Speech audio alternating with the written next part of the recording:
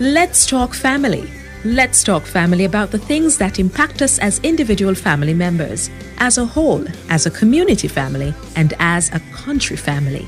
Let's Talk Family Live. Let's Talk Family is a program brought to you by Family Life Ministries. Family Life Ministries is a counseling organization that primarily offers individual, family, and relationship counseling. We have counselors who are available to speak on a number of subjects for your conferences for church, school, or work. Family Life Ministries is also known for its media programs, the divorce recovery program Fresh Start, and its company counseling package, the Employee Assistance Program. Visit our website at www.familylifeministriesjamaica.com. Find us on Facebook at FLM Family Life Ministries or on Instagram at FLMJA, and subscribe to our YouTube channel, Family Life Ministries FLMJA. We'll give our numbers at the end of this program. Now here's today's episode of Let's Talk Family. Welcome to Let's Talk Family. I am your host, Nicola Carrara. Let's start off by looking at Luke 6, verse 31. And as you wish that others would do to you, do so to them.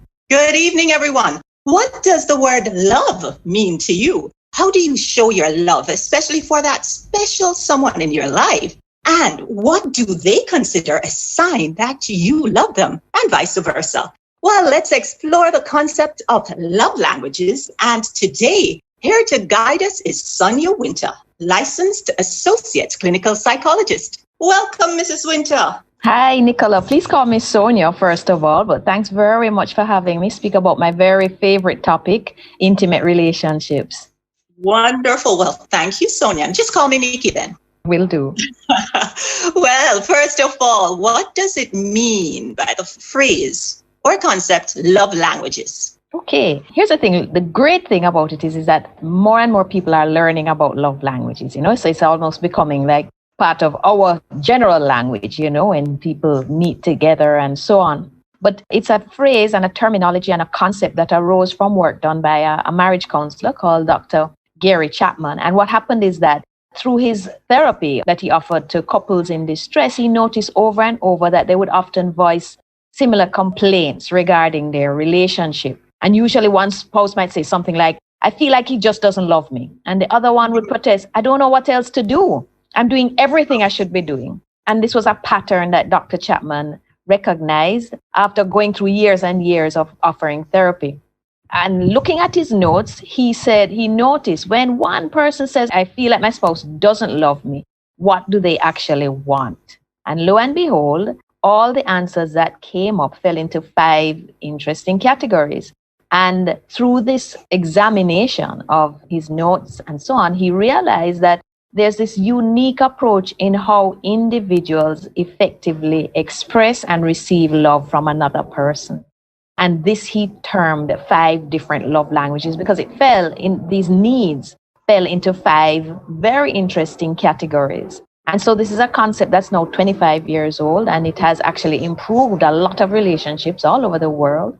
And because the truth is, once you know your partner's love language, you're able to build a stronger connection with them if you can speak in that language or take the actions that they need, because it arouses positive emotions and it really helps you to feel connected to this person.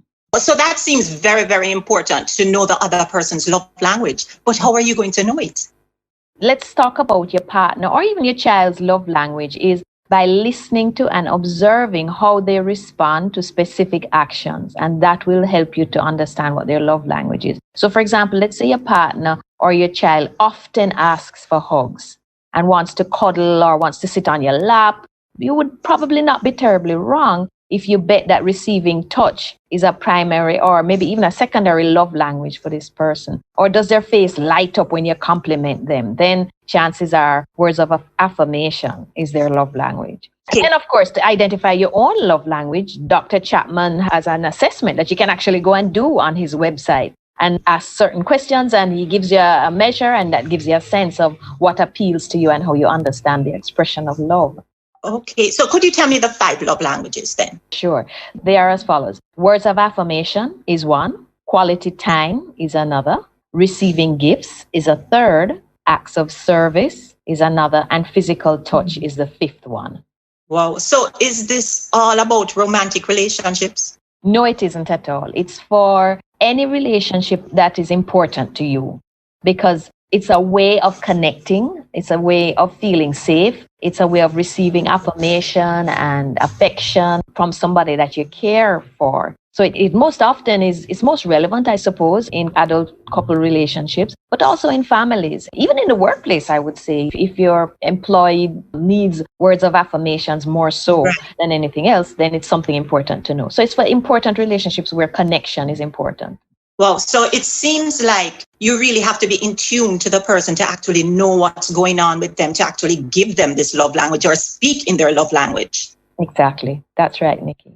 Okay. So then how do I know? Because you spoke about primary and secondary love language. How do I know which one is mine? Okay. Again, you can do the assessment if it's not clear to you, but you can kind of observe yourself and examine yourself. When do I actually feel most connected to this important person in my life? When do I walk away feeling safe? And that kind of gives you a sense of, that kind of points you in the direction of what your love language probably is. And then, of course, knowledge is half the battle. By just sharing the 5 love languages and seeing what they mean informs you as well. It's easier to put yourself in a category. Right. Now, speaking about safe, let's go back to the workplace, because that is a touchy situation, especially when it comes to physical touch. How do you do physical touch and even give gifts in a situation where it's a business relationship? Well, I think that physical touch is almost out of bounds for most professional relationships. Okay. Yes. So that's where a boundary has to be drawn. And there's often a hierarchy of power in a business relationship. There's one subordinate to another. And I think it's incumbent on both to be very sensitive to the boundaries that relate to physical touch, But then when it comes to gifts, maybe just a note, an email that says, I noticed that you like this book. Here's a recommendation for another. That could be seen as a gift. You know what I mean? Just noticing something that appeals to the person, pointing them in the right direction, a suggestion for something. Oh, you were talking about eating here. What about trying out this restaurant? That sort of a thing could be seen as a gift as well. Okay, so it's interesting because you're talking about boundaries. So we must be very careful what we're doing when we're speaking these love languages, because there are boundaries. Exactly. And that requires, as you said, sensitivity and being attuned to the individual as well. And then, of course, in some settings, the boundaries are very well defined, such as in the workplace, in an employee manual or workplace manual or something like that. But outside of that setting, it's very important to be in tune with the needs of the person that you're trying to connect with. Okay, so then what you're basically saying is we can speak love languages in the workplace, but it must be appropriate. Indeed. That's a good way to put it. Good, because I just wanted to make sure. Now, in all these different relationships, we want to speak this fluently, just as you are. Mm-hmm. So how would you say is the best way to speak these love languages? Mm-hmm. I think it would depend on what the love language actually is. So there are different ways to speak each of the 5 love languages, And again, it requires being attuned to the recipient, as it were. And I think we will get into that a little later on when we become very specific about each of the 5 love languages and what do each of these approaches look like in a relationship. Right. I was speaking to someone recently and she told me, I have all 5 love languages. Is this possible?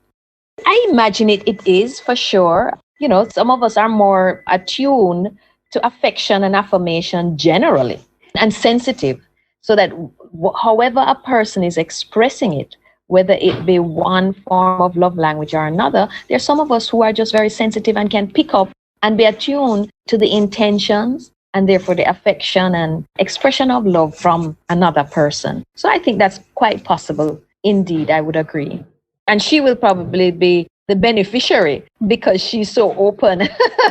You know what I mean? She is quite open. She's quite open. So she'll be blessed many times over, more than those of us who are looking in one direction only, So talking about open, is it okay to tell someone, this is my love language, I want it like this? Absolutely is. Of course, you have to be delicate in how you go about it so that the person doesn't feel accused or enslaved But it's more sharing with the person, this is how you can shine for me. This is how you can just make me feel so empowered, so attuned to you if you do these sort of a things. And it speaks to what the person can, and how you express it again is important in terms of expressing what we call a positive need versus a negative need. So it's always more constructive to say, I would love you to start doing this for me.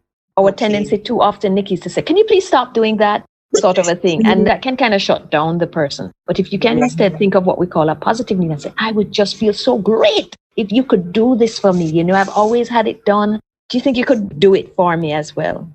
Wow. So it's important to communicate your love language. Tell me again, please, because I don't want to leave without people knowing. How can we know our love language?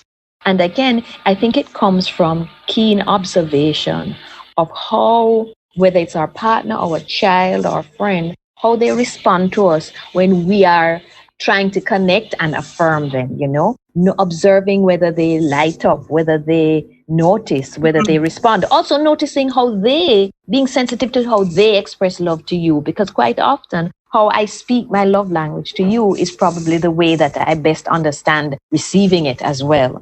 So it's being tuned to how the person expresses their love to you, and then also being attuned to how they respond to you when you use any of the 5 approaches to expressing how you feel about them. Okay, so being in tune. Now, what about culture and upbringing? Do they actually determine our love language? They certainly do. Let me start with upbringing. There are a number of theories that would suggest as a child, you probably learned to receive and give love in specific ways. Perhaps, for example, your parents regularly hugged you or told you how much they loved you. That would be expressions of physical touch and words of affirmation. Or maybe instead, they showed their love by always taking you places, showing up at your games at school, cheering you on. That would be acts of service, and that would also be a way of expressing love in quality time, even if they may not be the hugging types. So it's kind of the environment that you grew up in sometimes grooms and forms your love language, as it were. Simply put, quite often it's how your parents express their love for you and is how you may have adopted the love languages of your own. Now, in the same way that your parents are form a guide around you, so does your culture as well. So your culture has certain boundaries, since we mentioned that word before. You know, different cultures have different boundaries that regulate human interaction. And so those boundaries would now form a part of people's love languages. So there are some cultures where touch between genders is not appropriate except if we're partners, and only except if we're in private, for example. So that would have an impact on the individuals within that culture in terms of how much they depend on, express, or expect physical touch as a love language, for example. So both things. And culture with a big C in terms of the culture of your community, environment, and so on, but also culture of your family with a little c are important components in how your love language develops. Wow. So is it possible not to have a love language? I think not, because the truth is, Nikki, is that we're social animals, right? We thrive because we're social, and we experience distress when we're isolated. And the way that we are cohesive and we stick together is through interactions that feel good, where we feel affirmed, where we feel safe. And so that's almost hardwired into us. The need for a sense of belonging from our community, the need, and we experience that through affirmation, encouragement, positive emotions when we are around individuals in our community. So it's almost like a hardwired need that social animals, which we are, Homo sapiens, which we are, it's almost a part of who we are, you know? Yes, I've learned so much today. We need to learn some more, so please come back. We need to learn more about the love languages. And thank you again for being here. Thank you. Love, you're welcome. Love is the word today. And remember, it's a doing word, a verb. Thank you, Mrs. Sonia Wynter. I look forward to us speaking again. Stay blessed, everyone.